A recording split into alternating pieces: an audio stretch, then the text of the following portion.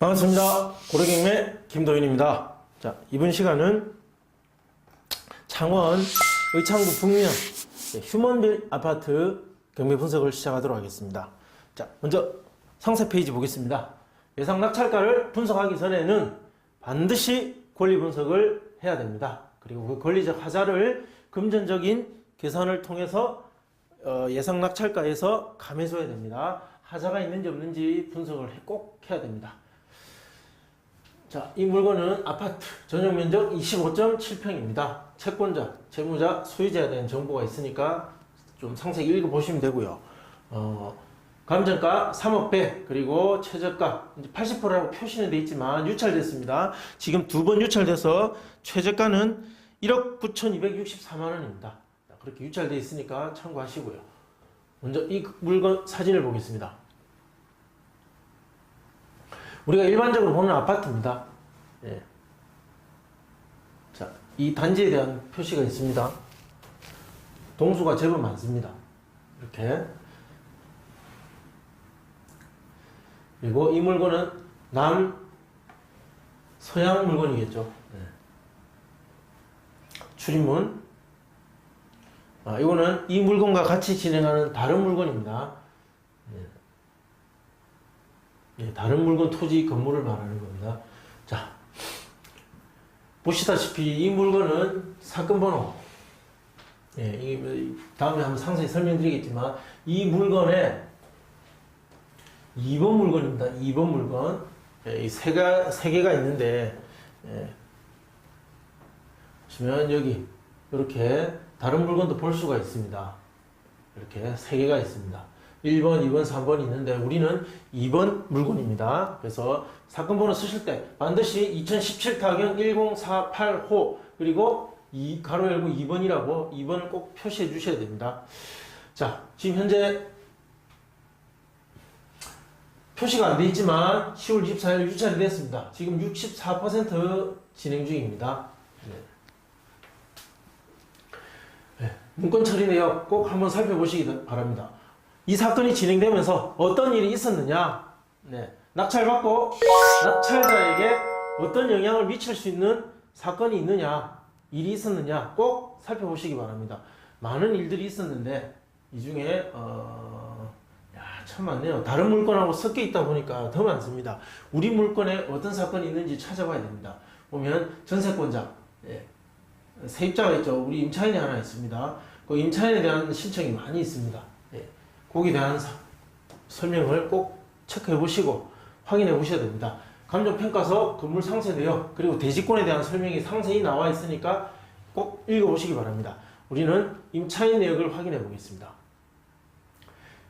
임차인, 자, 이순옥이라고 되어 있습니다. 주택 임차인이고 2016년 8월 16일부터 2019년 8월 16일로 3년 계약이 되어 있습니다. 보증금 3,000에 40만 원, 권리 신고가 있습니다. 네, 대항력은 없습니다.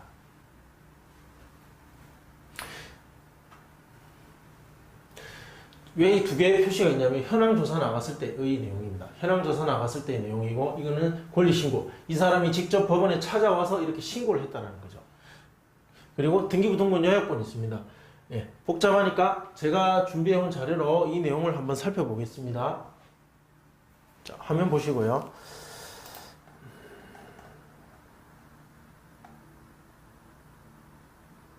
자, 어떠한 일이 있었고 채권자, 소유자, 채무자 간에 어떠한 사건이 있었는지 한번 보겠습니다. 소유권 이전 매매를 했습니다. 15년 11월 18일 거래가액 3억 500에 매매를 했고요. 그리고 현대캐피탈 대출을 받았습니다. 네, 한 달 뒤에 받았죠. 그리고 또 추가 대출을 받았고요. 네, 지속적으로 돈이 필요했었다라는 걸 알 수가 있습니다. 자, 그런 상태에서 말 수 없죠. 인수 조건에 소유권 이전 매매를 했습니다. 자, 보통은 이런 대출을 안고 매매를 잘 하지 않습니다. 금리가 웬만하게 낮지 않고서는 새로 대출을 일으키는데 뭐 어떤 사인이 있을 것 같아요. 그리고 석 달 뒤에 또 이전했습니다. 자, 여기서 좀 뭔가 수상함이 느껴질 겁니다.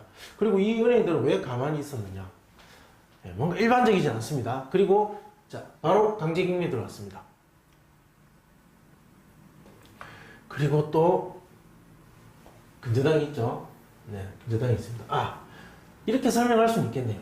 자, 이거는 저 경매 수업을 좀 더 진행하고 다른 경매 사건에 일어날 수 있는 여러 가지 변수들을 이해할 수 있는 분들은 제 설명을 듣고 알아들으실 수 있습니다. 즉 1번 물건, 2번 물건, 3번 물건 그 세 개의 물건이 공동 저당으로 잡혀 있습니다. 즉 이 집에 대해서만 대출이 아닌 여기서 나와 있는 의료농협 추가 대출은 다른 물건을 공동 담보로 잡는 조건에 나왔던 추가적인 대출이었다라고 보시면 될 것 같습니다. 그렇게 해서 세 개의 물건 1번, 2번, 3번 물건이 모두 경매에 나왔다.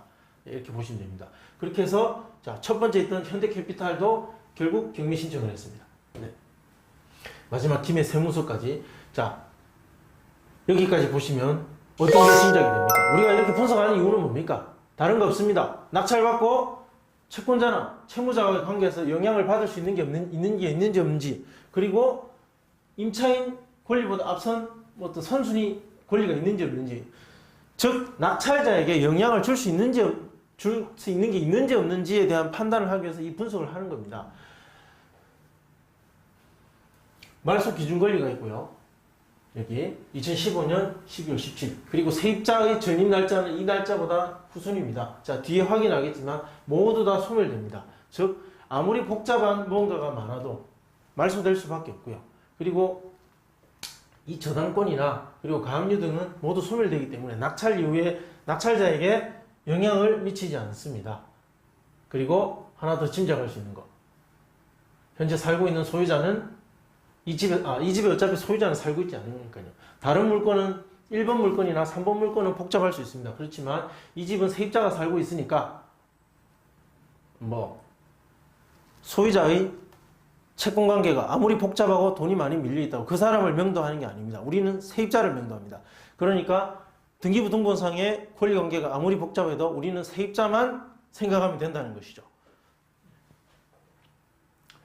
자, 매각 물건 면세서 한 번만 더 정리하고 넘어가겠습니다. 자, 이 집의 점유자는 세입자입니다. 전부에 대해서 점유하고 있고 2016년 8월 1일부터 2015년도에 잡힌 1순위 근저당보다는 후순위입니다. 이거는 권리 대항력이 없습니다. 자, 3천만 원에 40 배당 요구했습니다. 나가겠다는 거죠. 자, 권리 분석하겠습니다. 세입자는 2016년에 들어왔습니다. 대항력이 없습니다. 말소 기준 권리보다 후순위니까요. 자, 전부 말소됩니다. 매수인이 부담하게 될 사항, 등기부등본상 없습니다. 소유자의 복잡함이 낙찰자에게 이전되지 않습니다.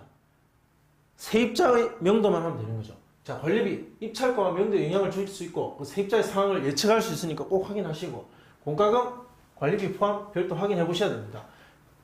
당연히 다 포함되어 있겠죠. 신축 아파트니까. 벌금 없습니다.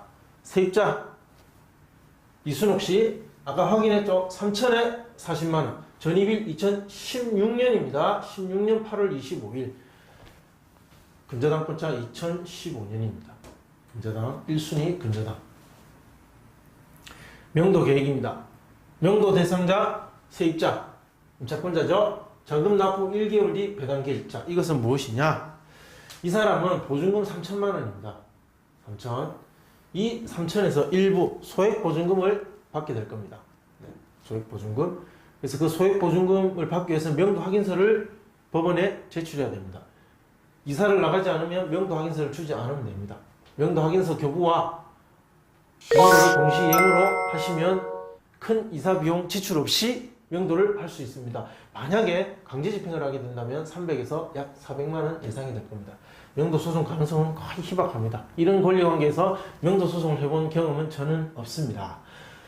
자, 일단 권리 관계는 여기까지 하겠습니다. 자, 이러한 권리 관계가 예상 낙찰에 어떤 영향을 미치고 어떻게 되는지 계산은 다음 시간에 두 번째 분석 시간에 하겠습니다. 자, 좋아요 클릭해 주시고 구독 신청 부탁드리겠습니다. 시청해 주셔서 감사합니다.